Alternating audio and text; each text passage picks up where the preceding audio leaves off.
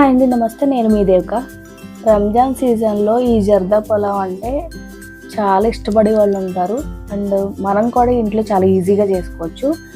So ప్రాసెస్కి వెళ్ళిపోదాం.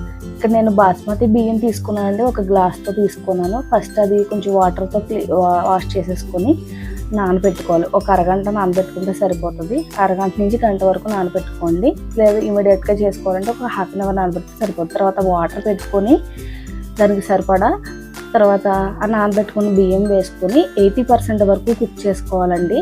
అన్నం అనేది 80% కుక్ అయిన తర్వాత మొత్తం వాటర్ అంతా డ్రైన్ చేసేసి తీసేసుకోవాలి. తర్వాత ఇంకొక ప్యాన్ పెట్టుకుని అందులోకి పావు కప్పు వరకు నెయ్యి వేసుకొని ఎండు కొబ్బరి, జీడిపప్పు అన్ని డ్రై ఫ్రూట్స్ వేసుకొని మొత్తం అన్ని మంచిగా ఫ్రై చేసుకొని కొన్ని తీసుకుని పక్కన పెట్టుకున్న తర్వాత అందులోకి ఉడకబెట్టుకున్న రైస్ వేసేసి అందులోకి ఒక కప్పు బియ్యంకి ఒక కప్పు పంచదార వేసేసి లో ఫ్లేమ్లో పెట్టుకుని ఒకసారి బాగా కలిపేసి మూత పెట్టి మొత్తం షుగర్ అంతా మెల్ట్ అయ్యే వరకు కుక్ చేసుకోవాలి. అందులోకి red food colour, green food colour, orange food colour కొంచెం వేసుకోండి.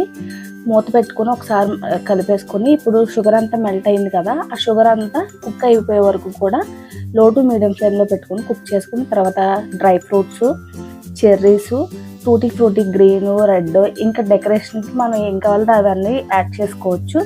అన్నీ వేసేసుకొని స్టవ్ ఆఫ్ చేసేసి సర్వ్ చేసేసుకోవడమే. ఇక్కడ నేను గులాబ్ జామ్తో సర్వ్ చేశాను. మీకు నచ్చినట్టయితే మన ఛానల్ అయితే సబ్స్క్రైబ్ చేసుకోండి.